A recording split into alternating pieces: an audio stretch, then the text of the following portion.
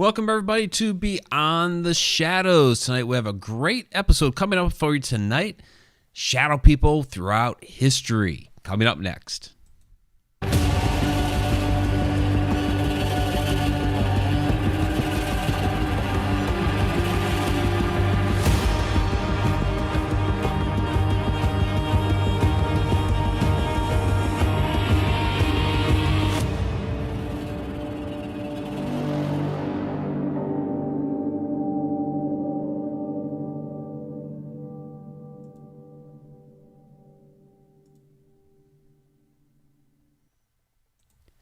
Welcome, everybody, to Beyond the... Let me start that again. Has it been that long of a night already? Welcome, everybody, to Beyond the Shadows. I'm author and ghost historian Mike Ricksecker. With me, as always, is Quarantine Ghost down in the chat. I know you keep trying to figure out who they are, but I'm not going to tell you. I'm going to leave it up to you guys to figure out who or what Quarantine Ghost may be. But QG... haunting the chat.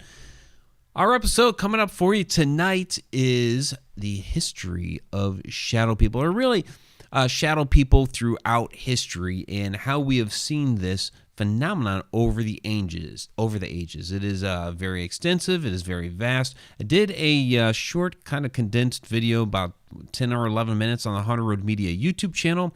Here on the Edge of the Rabbit Hole channel, specifically the Beyond the Shadows show, we're going to be doing a deeper dive of this phenomenon. And we did mention it a little bit on the last show, the Edge of the Rabbit Hole show, with Mary Marshall, who was our guest, who's absolutely phenomenal. She's extremely knowledgeable, takes a very scientific approach to all of this different varying phenomena, even though she is also a intuitive medium. So that was a real treat. And we're going to be getting into this topic here, that a lot of it is really based in A Walk in the Shadows, my book that was just released out in January. I did cover shadow people throughout history because, I want people to see that this isn't just a recent phenomenon. This isn't something that's popped up here over the past 20 years, that the internet has proliferated, that we've only been talking about for a short period of time. I get asked the question a lot when it comes to shadow people, black-eyed children, men in black, all these different types of phenomenon and entities. Is this just a recent phenomenon that we're seeing because legends and lore and stories are being proliferated over the internet, and it's kind of exploded here over the past 25 years? And there is a degree of that. Yeah, the stories have gotten around a lot more because of the internet. However, they predate all that. Shadow people have been around literally forever, since time immemorial. They have always been with us. They've been recognized as shadow entities, specifically named shadow people, long ago. This is not just a recent thing. So we're going to be getting into all of these different types of history of shadows. So let's dive into it. If you have any questions, of course, go ahead and throw those down in the chats. Since we are live here on YouTube, Quarantine Ghost will be feeding me those questions from you guys. So anything you have, toss them my way.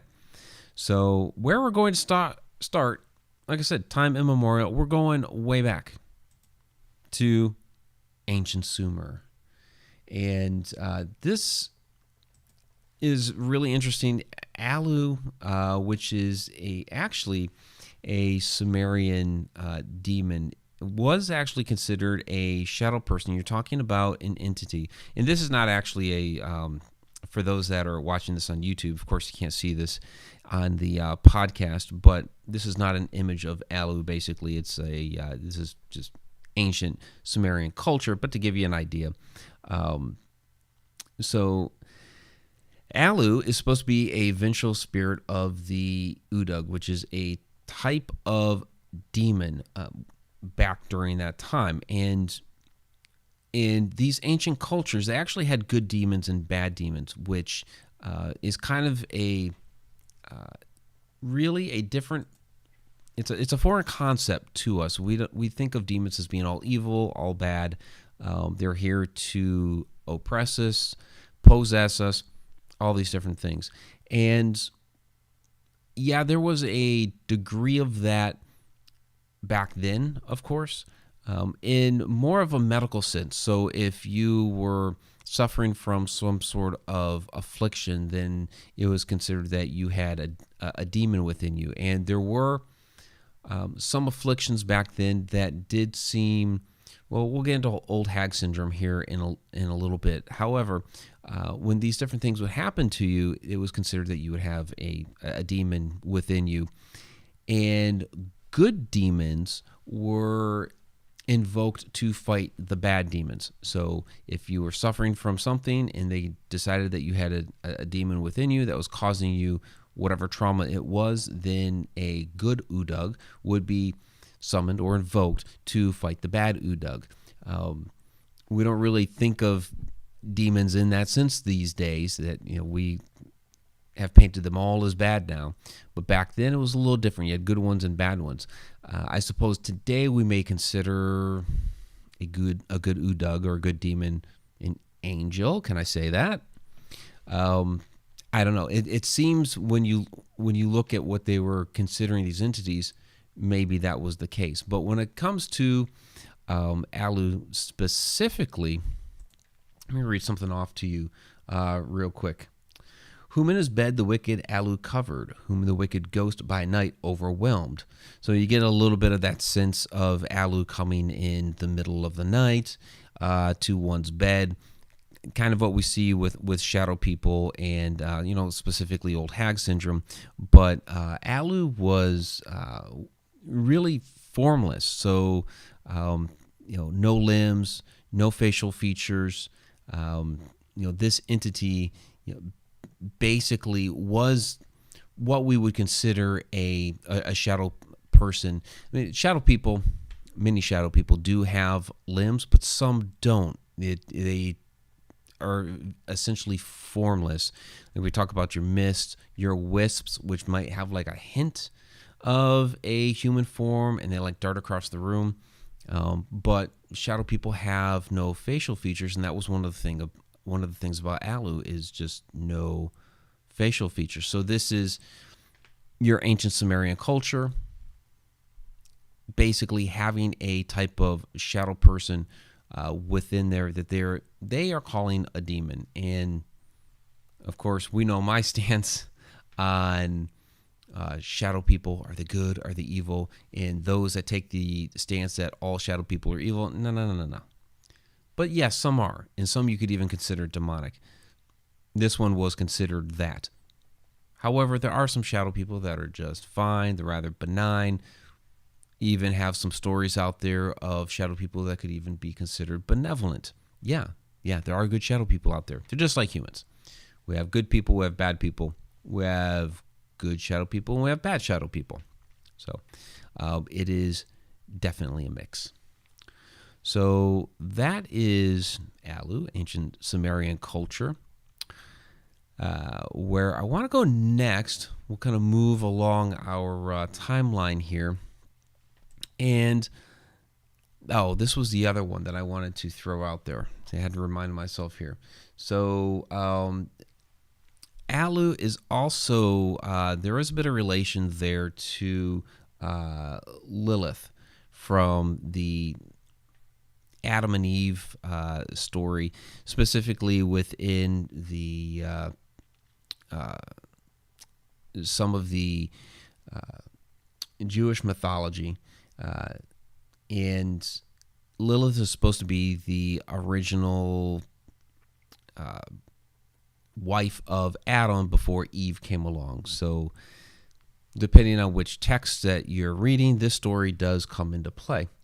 And where Alu comes into play here, Alu can be identified with Alo, which is one of the names of Lilith in Jewish demonology. So you can kind of see how, these different stories from ancient times are all connected to each other. So shadow people to Lilith. again, I'm clicking on the wrong button here. Again, we see here how all different things are connected. Part of the connected universe, again, I'm not going to get into that tonight, but with the ancient stories and shadow people, yes, these things really are all connected for sure. So where I want to go is ancient Egypt. And so what's interesting about Egypt, and actually even more so when we get to America, oh yeah, there are connections here. So the Egyptians believed that the human soul was split into 7 different parts. I'm not going to get into all 7 different parts here. The one that we are most concerned with here, however, is the kabit. So this is the shadow, which is one of the parts of the soul. So I want to throw out a quote here from the book of what is in the Duat or the Amduat, which is one of the ancient Egyptian funerary texts. Let thy soul be in heaven, let thy shadow penetrate the hidden place, and let thy body be to earth. So basically what happened here is that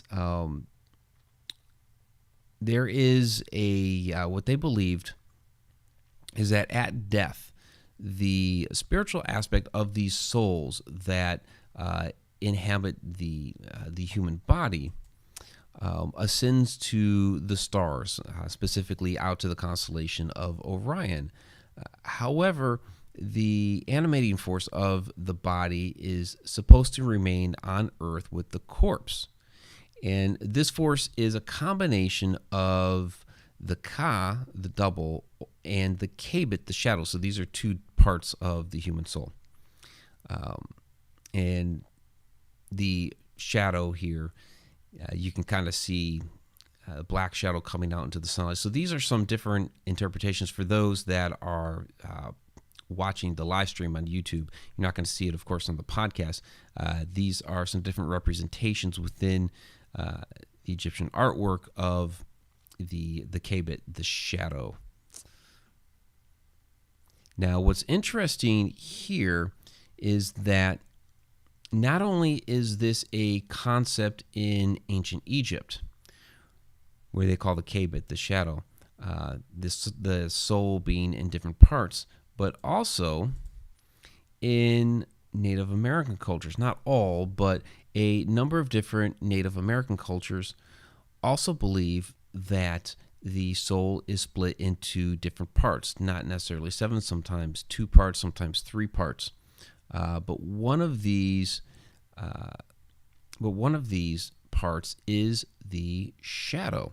So the Ojibwas believe this, the Menominee, the Choctaw, so a number of different Native American cultures have this concept of there being multiple parts of the soul. What I find kind of interesting about that is there are researchers that have drawn a number of correlations between Egypt and Native Americans. There are some things here in America that predate the country's discovery, the continent's discovery, or what we traditionally think as the discovery of America, by many, many years.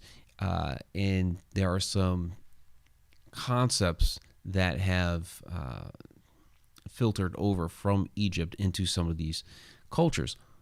This happens to be one of them, the idea of the split soul and the shadow remaining here on Earth.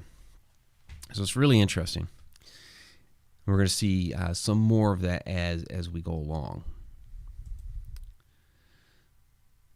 Now, some other different concepts from different cultures. There's the jinn from the ancient Arabic traditions. Now, the jinn is considered more of a trickster type of a entity, and I get asked a lot, is a jinn a shadow person? And I generally don't consider a jinn a shadow person. However, there are variations of the jinn in these different cultures that they do consider to be a shadow. Rosemary Ellen Guiley made a lot of, with her research, she made a lot of correlations between the jinn and shadow people, and with the jinn being a trickster, she made some different assertions about, perhaps they were the ones that became the Hat Man and wore the different hats to disguise and trick and things like that. I don't necessarily ascribe to that, but I'm not necessarily throwing it out either. There's a lot of research that was put into that, and it's interesting. You are talking about a trickster type entity, and there are within some of these cultures some traditions that speak to that. I think we have a question here. Yep, from Victoria Monday, who was the guest co-host on Edge of the Rabbit Hole earlier this evening. So she says, I've heard people have to do shadow work, basically facing the dark side of yourself. Is that part of the seven souls? Is that a shadow person? So if they are of the belief that the body has, or the soul has 7 different parts, that's basically what they would be referring to. I know that was an ancient Egyptian belief, and some of the Native American cultures believe that. I don't necessarily myself believe in the soul having all these different parts. I guess I just have a hard time believing myself being split up like that. It's kind of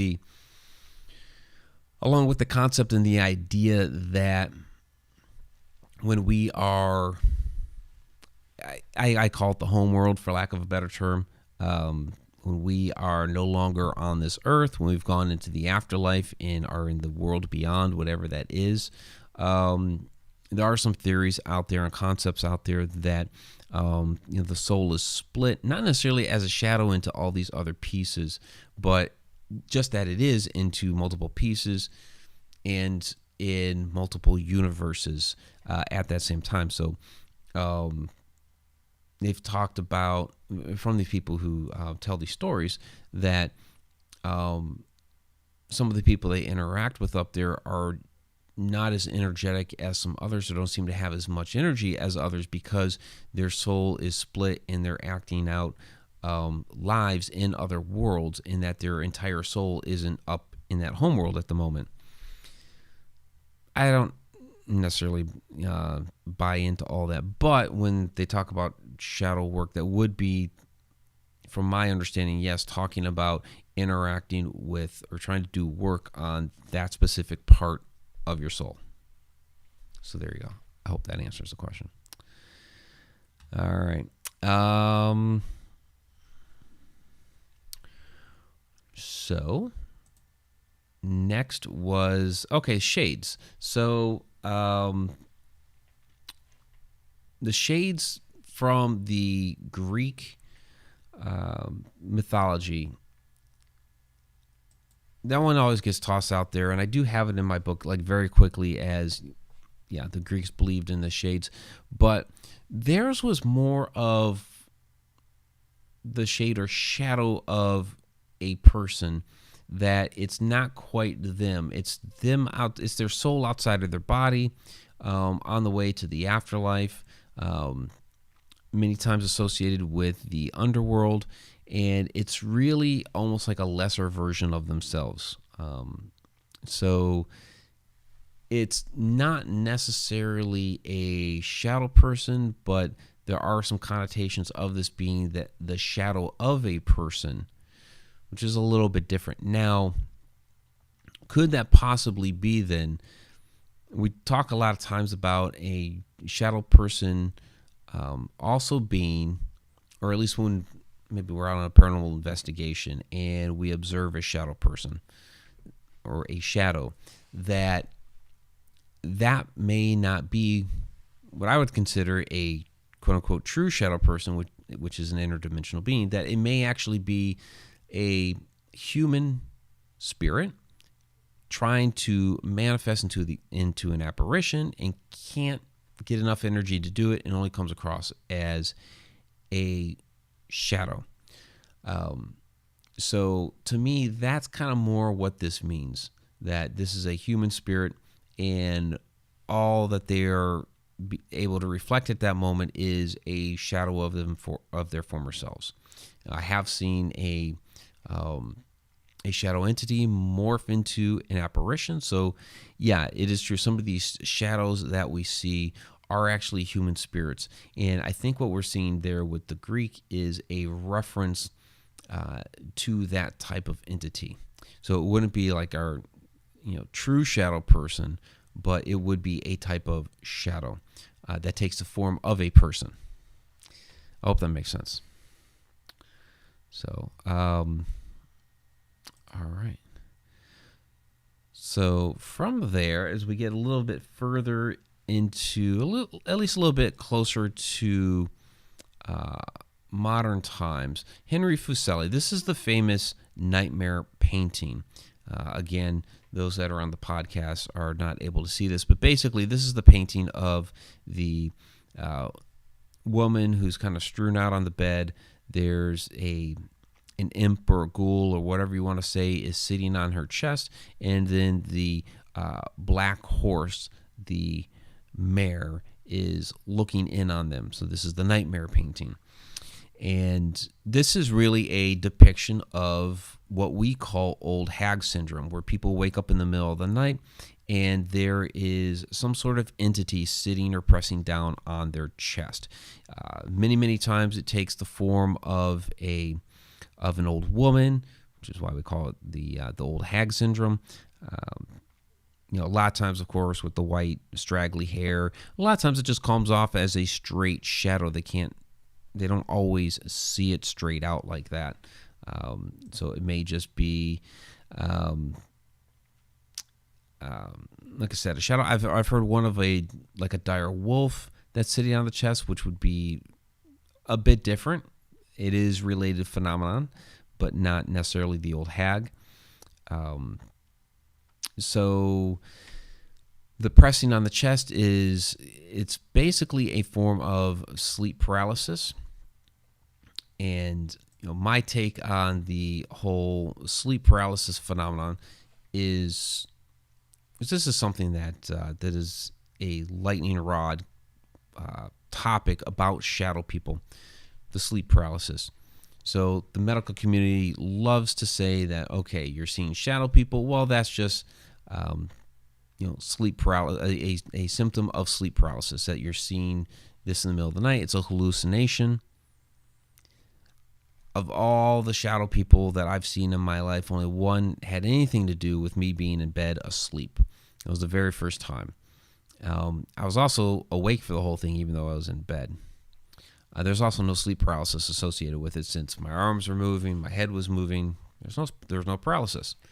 I also like to make the point that if this is supposed to be a hallucination from our sleep, well, I dream about all kinds of different things in my sleep. There could be different animals, vehicles, all kinds of scenery. You name it, it's in the dream. But the only time when we wake up and we have these hallucinations, supposedly hallucinations, they're always of people. So I don't subscribe to that. Sleep paralysis is real. I've experienced real sleep paralysis. I'm not discounting it. It does happen. But it's a phenomenon that can happen at the same time as sleep paralysis. And it makes sense as to why they do. The example I like to use for this is for parents. A child comes into your room in the middle of the night. My children love to do this. Instead of like tapping you on the shoulder or whatever, and hey, mom, dad, wake up. My kids would just stand there and stare. It's like they were almost afraid to wake me up or whatever. But they were going to stand there because they wanted to wake me up, and they were just like figuring out what they were going to do. But I would feel the presence of their body there. The people have an aura about them. They have an energy about them. And when somebody is near, you feel their presence. And so in my sleep, I would feel the presence of my child standing next to the bed, and I would wake up. And then be like, what do you want? So when this happens with shadow people, we're feeling the presence of the shadow person at the end of the bed, in the corner of the room, whatever it is. We're feeling that, and we wake up. Well, sometimes we don't fully awake, and we're in sleep paralysis because it's a natural thing that happens. Sometimes we just don't fully awake. And what woke us at that point in time was the shadow person. So we're seeing what woke us up, but we're having sleep paralysis at the time, not because that thing is giving it to us, and not because we're hallucinating, but because it's just a natural thing that happens sometimes.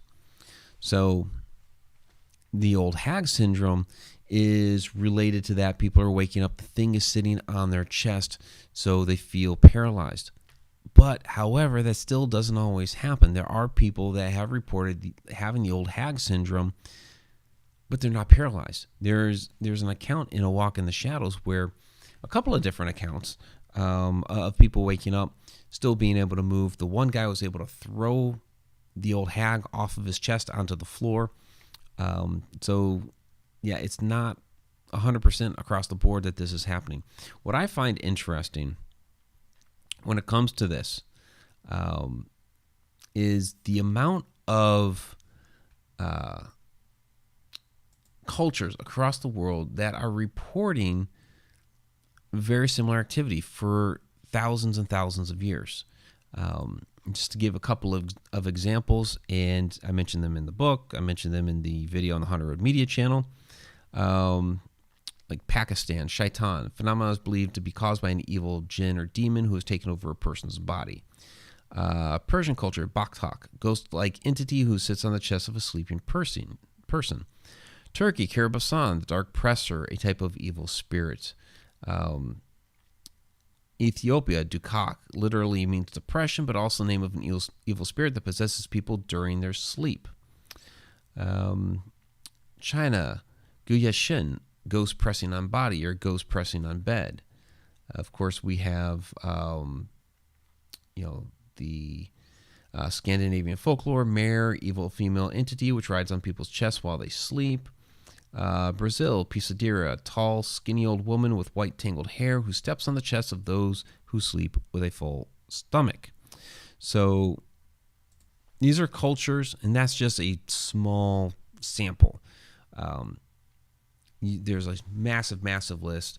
Cultures from all over the world, all over time, which have experienced this similar phenomenon. Cultures that didn't have any connection to each other, and yet they all reported very, very similar things. It's the same phenomenon worldwide. It's not just, this isn't something that's new.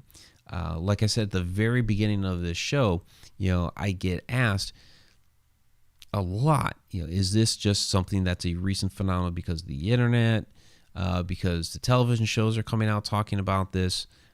No, people have been talking about this for thousands of years. This is not new. Shadow people have been around a long, long time. So let me get to some of your questions here. I also want to say, since it's getting toward the bottom of the hour here, that the podcast version of this show is being broadcast on KGRAradio.com, as well as Spotify and other platforms. But we're now, as well as Edge of the Rabbit Hole, airing on KGRAradio.com.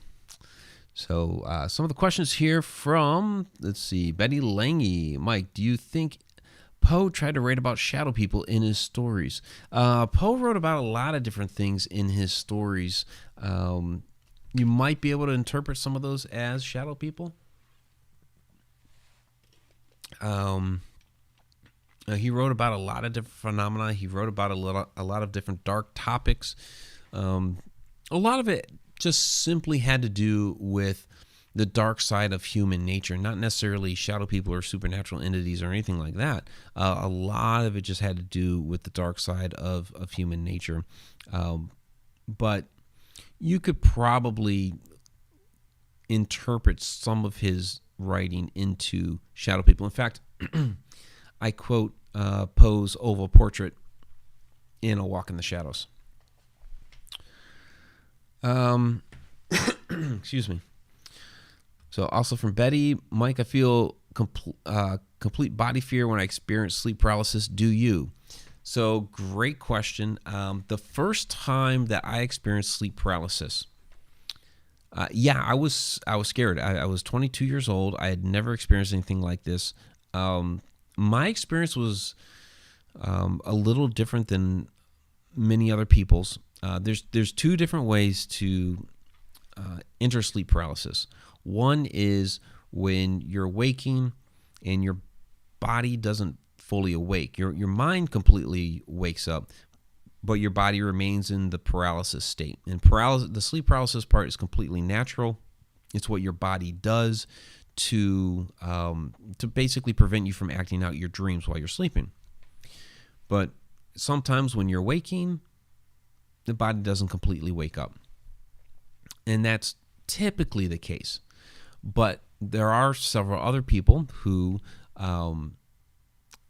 actually enter into sleep paralysis while their mind is still awake. So basically, your body falls asleep and your mind has not yet.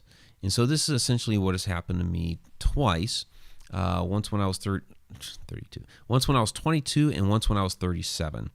The first time it happened to me, I was extremely scared because it's something that had never happened to me before. I was sitting down. I was in a work situation, and I could not be sleeping at the time, but my body was exhausted, and it just boom turned off. My mind stayed awake, so it was the fact that all of a sudden my body couldn't move was extremely frightening. I wasn't sure how to get out of that situation, if I could get out of it, if I was going to be caught by my superiors, especially if I was there for a long period of time. I surely would have been, I would have been missed, and then I would have been caught, and then I would have gotten into a lot of trouble because I was in the military at the time. Yeah, so not very good. So yes, very frightened. I ended up deciding to see what body parts I could possibly move, and I started by trying to wiggle a toe. Could I wiggle a toe? And then once I tried another one. And then once I was able to wiggle that, I tried another, and basically slowly worked up my body. So toes to foot, to get some feeling in my leg and my knee, kind of moving my knee a little bit up the body to finally waking up my mind. The second time it happened, I was a little scared, but not as much because I'd been through it before and I knew how to get out of it. And I just basically followed the same pattern again. I mean, when it happened, when I was 37, I was like, oh, crap, not this again. And there's a little bit of a fear because you still wonder, am I going to be able to get out of this? And then it hit me, okay, this has happened before. Let me try to do this again. And boom, I was able to get out of it. So it's a good question, though. So fungi, why most of them are female? Well, not necessarily. I think we probably related to that because a lot of these seem to have long, wispy hair. A lot of people do report it as as an old woman sitting on their chest, but a lot of people also report it as a ghoul, or I guess people don't really use the word imp anymore. They might use like creature. Like I said, there's one that was a dire wolf that was on their chest, but I think it's okay. So I had the one. Well, I think both of these images that I threw up here. So this one, you see kind of the long, wispy hair. The other one here, this is just as a shadow. Again, the long hair, and I think that's where people draw that correlation. Very emaciated, very, very skinny, kind of scraggly body shape. It has long hair, kind of the sunken eyes, if they can see eyes. A lot of times, and see, that's the thing. This is a shadow-related phenomenon, and we relate it to an old woman or a ghoul, but most times people don't see the features, which is why it's a shadow-related phenomenon. Even though sometimes people can, many times people cannot. They just kind of see the body shape and an outline. There's a darkness. They're feeling the pressure on their chest. And I think it's that long, wispy hair that people end up relating it to something female. They may even be getting some sort of aura or sense of an energy off the entity that it may be female. We could get into incubus, succubus, all those sorts of things with this as well, since that phenomena does get tossed in here with the sleep paralysis and the chest pressing and things like that. That something sexually will be acted out by this entity, and that could be male or female. Again, incubus is the male version, succubus is the female version. So that type of interaction happens here sometimes too. Robert Hanna, do you believe Hat Man is connected to these entities captured on these paintings? So the Hat Man is another type of phenomena, a shadow person phenomena. And yeah, I mean they're all related to some degree or another.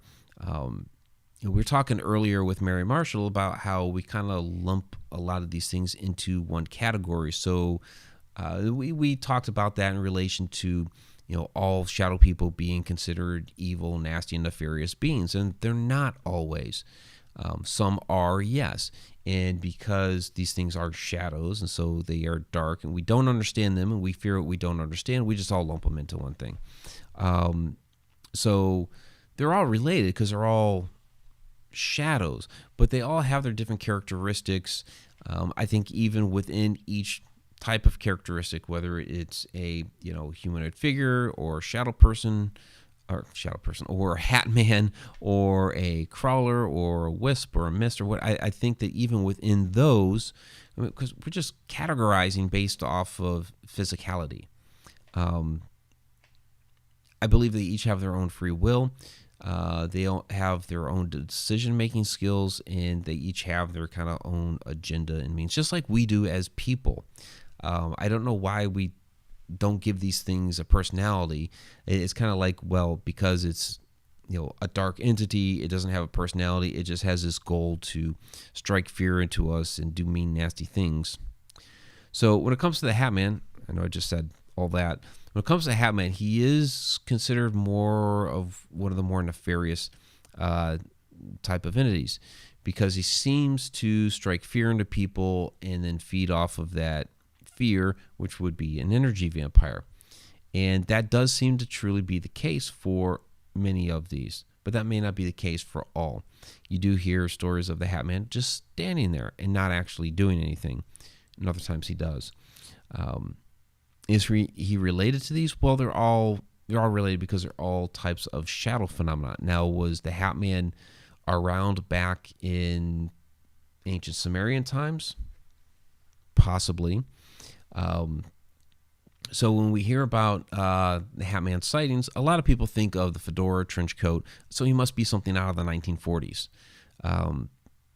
And one of the Hat Man sightings was during the 1950s, during the during one of the big UFO flaps, and he was considered a man in black. But when you read the account, it's like, this isn't really a man in black sighting. This is more of a Hat Man sighting. So that's back in the 1950s, wearing that type of regalia. Well, there are Hat Man sightings of him wearing something like a wide-brimmed hat, like out of Zorro. There are reports, at least one that I've had, of him wearing an archer-type hat out of something like Robin Hood.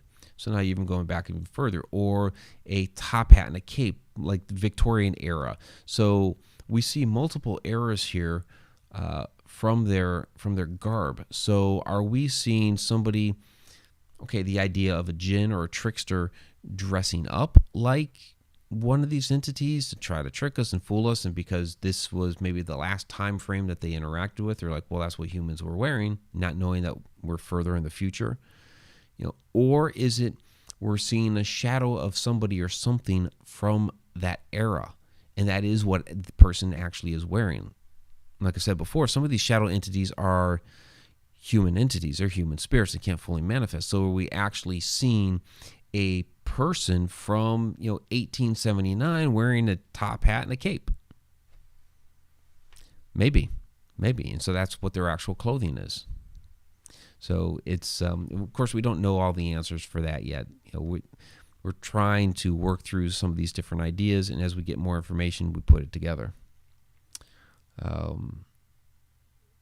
All right, so Victoria Monday, is lucid dreaming along the same lines as sleep paralysis? I'm aware that I'm dreaming, but I'm not moving. Usually I end up solving an issue that's on my mind. So when you do lucid dreaming or even astral projection, you do put yourself into a type of state of sleep paralysis, in one in which your mind is conscious, but your body is unable to move. So yes, it is related to sleep paralysis. It's completely natural. Absolutely. Alina the Fam. There was a hooded type shadow figure in my room about a month ago. Last week I almost lost my cat. Do you think that was a warning? Interesting about the hooded figures. And so one of the stories, Alina, I know you have the book, A Walk in the Shadows. Read the stories about Tanya and Tammy Hain, the twins.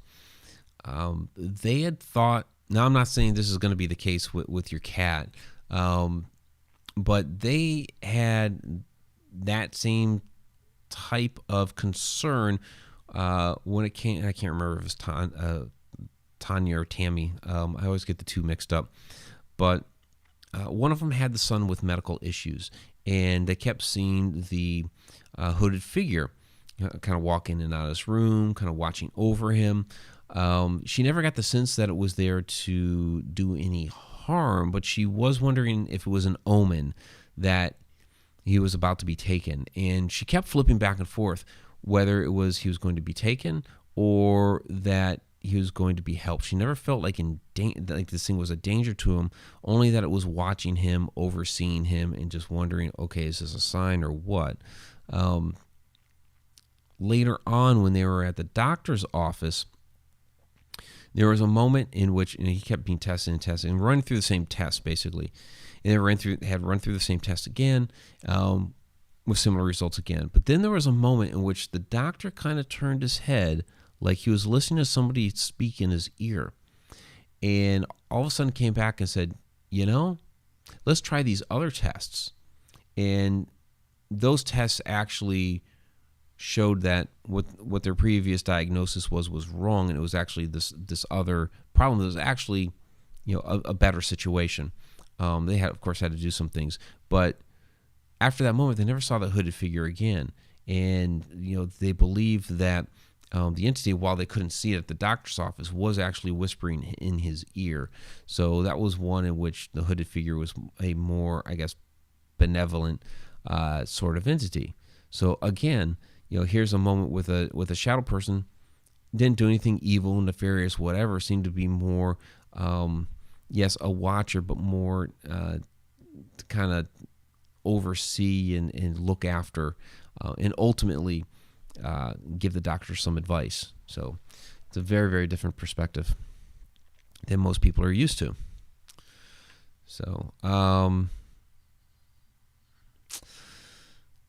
Mr. CO2, quit trying to wiggle your toes and let the sleep paralysis happen. Not when you don't want to get caught at work and you have to wake up. Yeah. Not a good idea to get caught and get fired. And since I was in the military at the time, when the first time it happened, yeah, that would have been really bad. So, yeah. All right, so let's move a little bit further down the timeline here. So, Old Hag Syndrome, I know I mentioned that with Henry Fuseli because of his painting, but Old Hag Syndrome has been happening for thousands of years to people from all over. So, in that video I put out last week or a week and a half ago, I mentioned Madame d'Esperance. Now, she's a controversial figure because she was during the spiritualism movement of the late 1800s and into the early 1900s. She's a controversial figure because some of her different parlor theatrics were basically proven to be fraudulent. However, I'd thrown her into the video not for all of that stuff, but because of her stories of growing up in a haunted house. And in this haunted house, she was seeing shadow people, which specifically shows here. This is an article from 1897, but talking about when she was growing up as a child in this house. And what's interesting about this article is, or at least her experiences, when she was younger, she was experiencing both ghosts in the house and shadow people. And she was more friendly with the shadow people, and she was scared of the ghosts. And she would call on her shadow friends to come help her with the ghosts and make her feel safe so that the ghosts weren't scaring her. It was very, very interesting. Her perspective as a child, that the shadows were her friends and were protecting her from the ghosts in her house.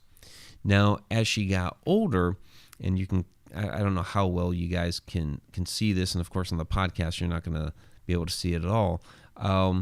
But as she got older, she actually became a little bit more afraid of the shadow people when they started appearing to her.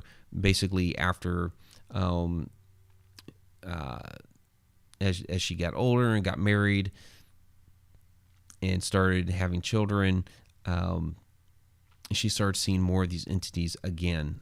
There was something about that time of her life where her abilities, it was basically like she saw them when she was younger, and then she had this period of time where things were turned off, and then when she got into her adulthood, everything kind of turned back on again. And so the shadow people she started experiencing as an adult were a little bit more, I guess they were a little bit more nefarious in nature at that time. So you can see even in one person's life where she's experiencing different types of shadow people, some who were more helpful when she was younger, and then ones that she experienced when she was older were a little bit more nefarious. So interesting perspective from her, even though, when she was older, she did some of the, parlor tricks from the spiritualism movement, which is kind of how we, it's a shame. Because that was a interesting period of time in which spirituality was being opened up, and it's kind of like now, but, at a different, what do I want to say? The, style and customs and all that were different, but we've become really open right now to exploring this type of activity. They were back then, but then you had so many different charlatans come along and kind of ruin it for everyone, that there was this chunk of time, a large chunk of time during the 20th century where basically that was all shut down. And if you started talking about ghosts or whatever, then you were ostracized. But back then, people were a lot more open to it for a period of time, which was pretty interesting. But one of the things that I like to show here with this is that they were specifically calling it shadow people back then. This is not a new term at all. And we see here in this one, I think this was the one from it was either 1903 or 1909. Again, stories of the land of shadow people. There's stories of Irish shadow people. This was an article from the 1930s. And then as the movement kind of got shut down for a while, it kind of got thrown into, okay, so this is a fiction book, The Shadow People, from the 1960s. So it starts entering more of a fictional type of a realm, because there was just a certain period of our history where, at least recent history, where we couldn't really talk about this on a serious level without being considered crazy. Then we even see it in some artwork from 1974. These are very, very creepy sculptures that were created by an artist in Italy. And so it's just interesting to see how shadow people evolved over time, at least in the way that they were talked about and represented. And it's still all the same phenomenon, but depending on your time period, they had to be talked about in a little bit of a different fashion. So, whether it was through Henry Fuseli's artwork, we saw the ancient Egyptian artwork, you saw those, weird sculptures. Of course, we've seen it in stories. There were, poetry about shadow people. So these things have been with us throughout all time. But because of our culture of the time, we've had to show them in, or represent them in different ways according to whatever the culture is at the time. So now these days, of course, the internet has proliferated so many different stories. We're seeing a lot of these things represented on paranormal television shows these days. Although there was a certain point in time there where paranormal shows didn't want to go down the route of shadow people. If you say, about a haunted location, well, I saw a shadow. Well, that kind of wasn't good enough for a show for a while. It was like, well, we want the stuff about apparitions, we want stuff about demons or whatever. Shadow people are starting to come a little bit more in vogue on these things now, because they're starting to realize that there's something more to these entities, that they're something a little bit more interdimensional in nature and what have you, that these things actually have been around for a long time. We could be interacting with, either more ancient entities, or maybe these are forms of ourselves from different points in time. So almost like a type of time traveler that we may be interacting with. We could even get into things like the simulated universe. And, if we are living in a simulation, are these some sort of entity that have entered into our simulation from the outside, the maybe quote unquote homeworld or whatever, and this is all that's able to be generated within here to watch us and our interactions and what have you.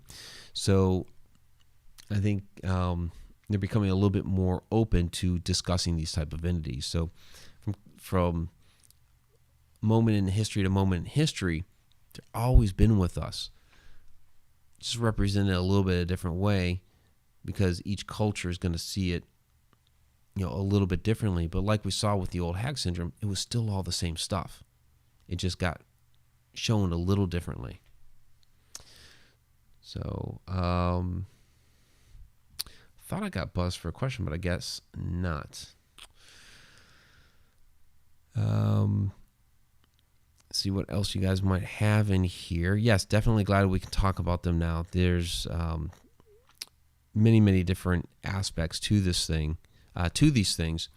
In my book, A Walk in the Shadows, we cover a lot of different, we hit the first, the different types. And we've kind of done that with here a little bit with humanoid figure, Hat Man, Crawler. We've talked Old Hag Syndrome. We get into the sleep paralysis stuff. And whether or not they're some of them are interdimensional beings. Some of them are just human spirits. Some of them could be time travelers. There's also the interesting aspect of, could some of these be extraterrestrials, and not just like aliens and little green men in spacesuits, and they happen to be like a dark or black spacesuit, but could they be astral projecting to our planet from another dimension, another place in time? Well, that would be the time traveler, but from wherever their homeworld is, coming here instead of using a spaceship. Are they projecting their consciousness across the universe? And when it comes into our world, is that how we're seeing it? As a humanoid figure or as something else? Because some of these shadows don't take the form of a human figure. Sometimes it looks like an animal. Sometimes we can't even tell what it is, that it's some sort of weird shadow, whatever. Is that what the crawlers are? Sometimes. I mean, it's always a possibility. So, you guys are drinking extra strong coffee down there? Are you serious? Like really right now? I mean, I'm a coffee drinker. I'm just looking down at the chat here and I'm seeing you guys talking about dark coffee this late at night. I mean, I've done it many times, but I'm also a little crazy when it comes to coffee. So, oh, Betty Lange, my sister used to listen to The Shadow on the radio. Yeah, the old Shadow radio show. So basically, that started as Pulp Fiction novels. What was the guy's name? I actually covered him in, was it the Tulpa? Yeah, it was the Tulpa video that I put out there a few weeks back on the Hunter Road Media channel. Does anybody have his name down there? But he created the Pulp Fiction novels, started in the 1930s, became the radio show. We've seen different variations of this over the years, but yeah, the shadow knows. Yeah, always lurking in the shadows. So what's interesting is in his old apartment in New York City, it's haunted, and it's haunted by a hat-wearing shadow entity. But there is an idea, and John Keel, who wrote the Mothman Prophecies, actually talks about this in like chapter 1 of that book. And it's like, okay, this is supposed to be about the Mothman. He's talking about this thing being a tulpa in that apartment, that, because the author had put so much energy into writing his character for all those years at this apartment, did he put the thoughts out into the universe that essentially created this entity that's now running around the apartment. So the idea of the tulpa comes from the Buddhist concept of the thought form, to basically be able to create a sentient being from your own thoughts. So that even calls into question, are some of these shadow entities that we see running around, were they created by the thought form or the thoughts of somebody, somebody's thought form that's running around out there? And if that's true, you think how far back Buddhist traditions go. Some of these could be, originally the thoughts of somebody from 500, 1,000 years ago, whatever, that they're still running around out there today. Really, really interesting. So,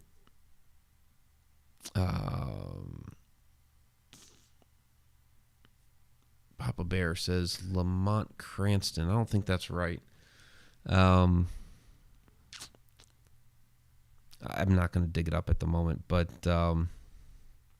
yeah, Victoria Monday. If putting thoughts out there in the universe creates things, then we are screwed if we read Stephen King books. Well, I don't think Stephen King is necessarily putting the thoughts out there like that to actually create it. However, people do claim that about things like Slender Man.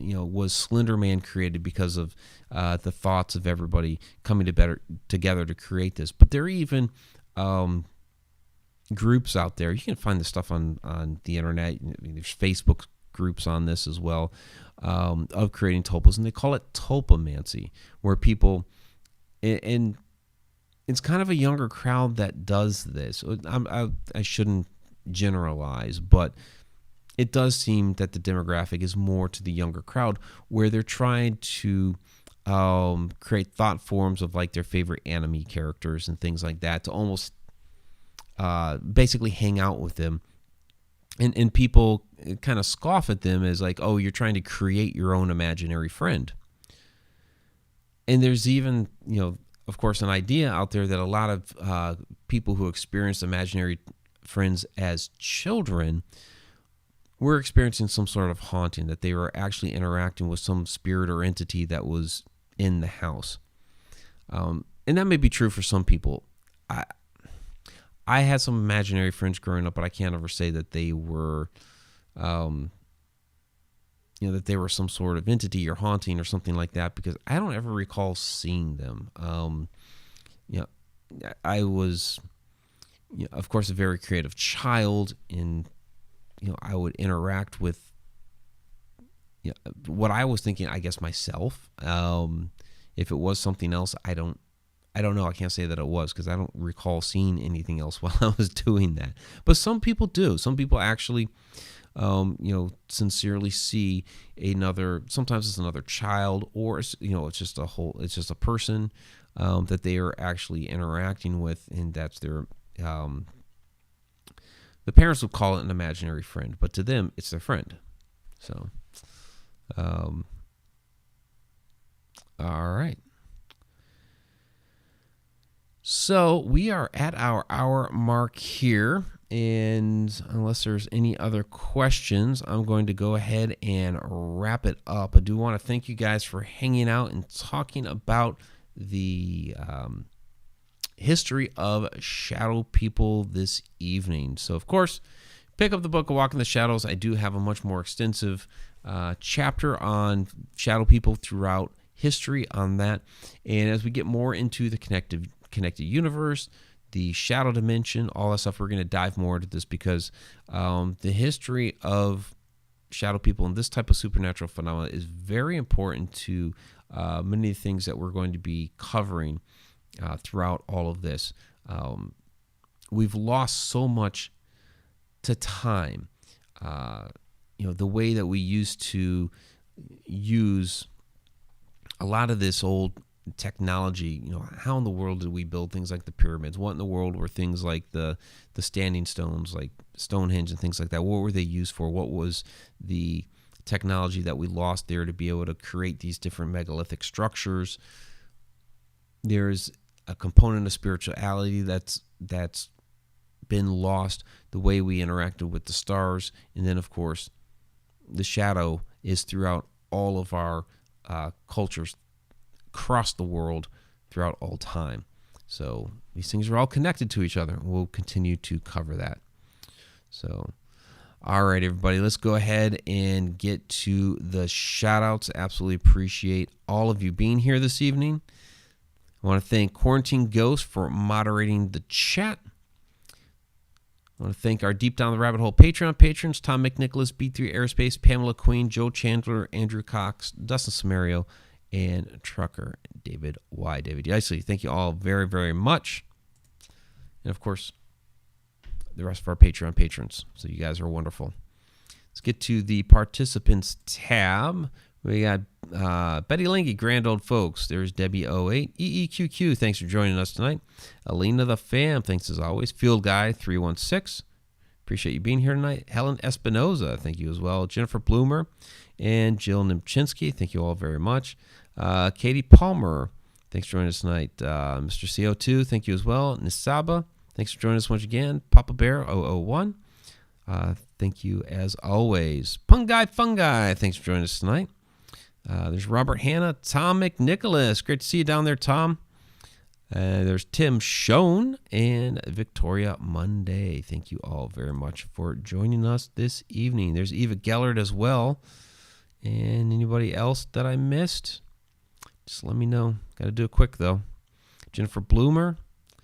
All right. I think that's probably going to about do it. I think I said Jill Nimchinsky, right? Okay. Adam Tillery lurking, throwing down a pumpkin into the chat. I guess that's a jack-o'-lantern. Okay, everybody. Next week, Edge of the Rabbit Hole, Andrea Perrin is back in the house. Haven't had her on since the very beginning of the year, so it'd be great to get a chance to chat with her once again. So, been a little while. I was supposed to have done like 3 or 4 events by now with her this summer, and it just everything has been shut down. So, which is too bad. Hopefully, the fall here things will pick back up, but it's a crazy world this year. In any case, you guys have a great night. We'll see you next week. Till next time.